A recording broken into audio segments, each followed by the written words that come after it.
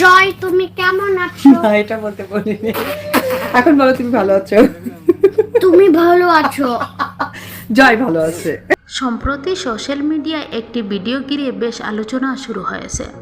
ভিডিওটিতে দেখা যায় অপু বিশ্বাস তার ছেলে আব্রাহাম খান জয়কে বলেছে, তুমি বলো সবাই কেমন আছো। কিন্তু ছোট্ট জয় নিজের মতো করে বলতে শুরু করে, জয় তুমি কেমন আছো।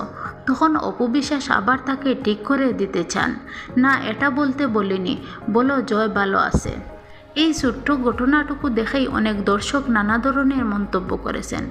কেউ কেউ বলেছেন বাচ্চাটি নাকি স্বাভাবিক নয়, আবার কেউ কেউ বলেছেন ডাক্তারের পরামর্শ নেওয়া উচিত।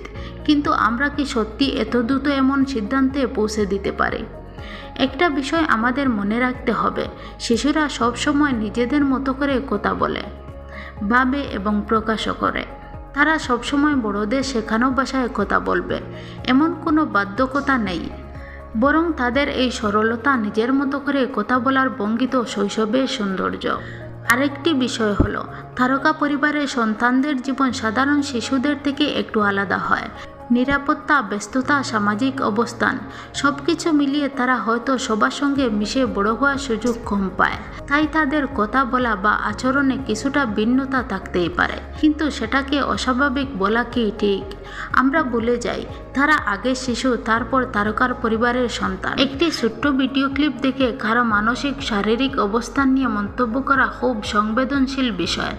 একজন মা হিসাবে অপু বিশ্বাস নিশ্চয় তার সন্তানের ভালোমন্দ সবচেয়ে ভালো বুঝেন। প্রয়োজন হলে তিনি অবশ্যই চিকিৎসকের পরামর্শ নেবেন, এটাই স্বাভাবিক। তাই সমালোচনা না করে আমাদের উচিত সহানুভূতি, ইতিবাচক দৃষ্টিভঙ্গি রাখা। একটি শিশুর সরল কথা বা আচরণ বড় করে দেখা নয়, বরং তাকে তার মতো করে বেড়ে ওঠার সুযোগ দেওয়াই মন মানসিকতার পরিচয়। চলুন আমরা অযথা গুঞ্জন ছড়াই না, বরং শুভকামনা করি জয় যেন সুস্থ থাকে, সুন্দর আনন্দময় শৈশব কাটাতে পারে। এমন আরও সুন্দর সুন্দর এন্টারটেনমেন্ট খবর পেতে আমাদের চ্যানেলটি সাবস্ক্রাইব করে পাশে থাকবেন। ধন্যবাদ।